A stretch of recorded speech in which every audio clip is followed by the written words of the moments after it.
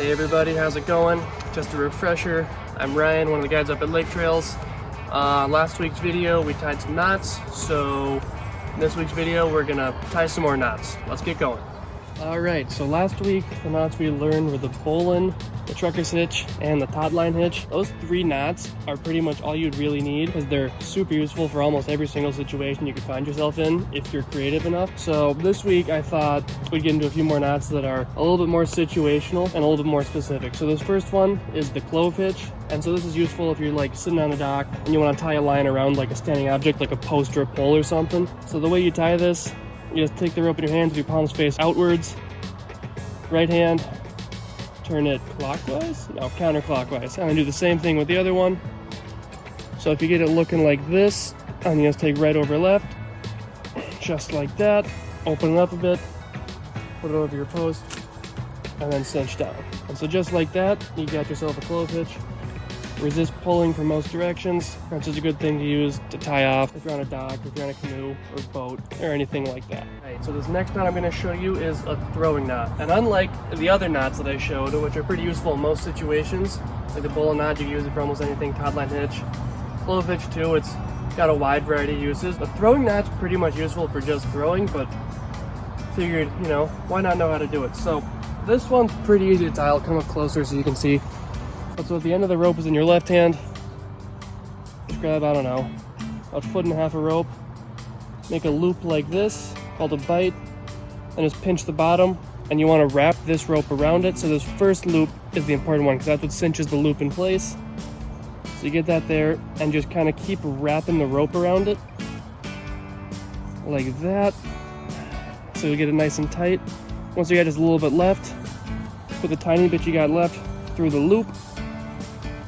And then you just pull on this rope right here and it will cinch the loop down. And so like that, you got a line with a little bit of weight on the end of it, which is nice and easy to throw. Right, this next knot and final knot that I'm going to show is another throwing knot.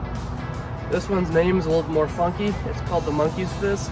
And it's a little bit heavier than the last one I showed you, so you can get more weight on the end of your line. It's also kind of decorational too, but it does take a little bit of time to tie. So say you're sitting on the dock and your friend's floating away in a canoe, you wouldn't want to like tie this knot and try and throw them. It takes a little bit of time to do. So that's that.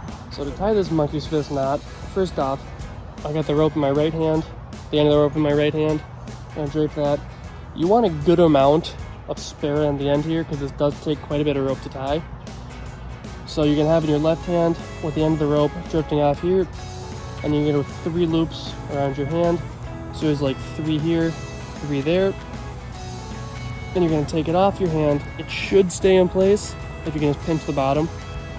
Then you're going to wrap around 3 times horizontally, so you get the 3 bands going again. So you got 3 here,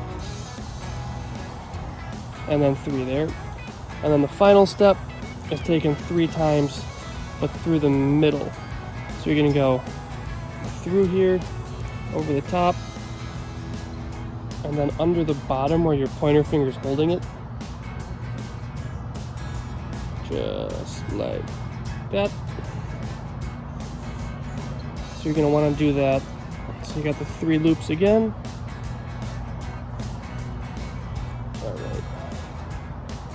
And so I've got a little bit extra rope here, and that's no problem when you tie this. You generally want more than less. And so as I'm nearing up on the 3rd loop here,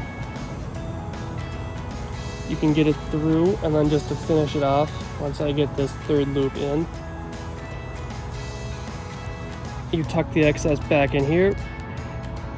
And then from there, this is the part that takes a while. You have to go around and tighten it down, so just follow this line and just get all the excess out. So this would be fun to do if you're like sitting in a canoe in the duff, just doing nothing, you got some rope handy, tie some monkey's fists. And I'm gonna tighten it up and show you what it looks like then, so see you in a few.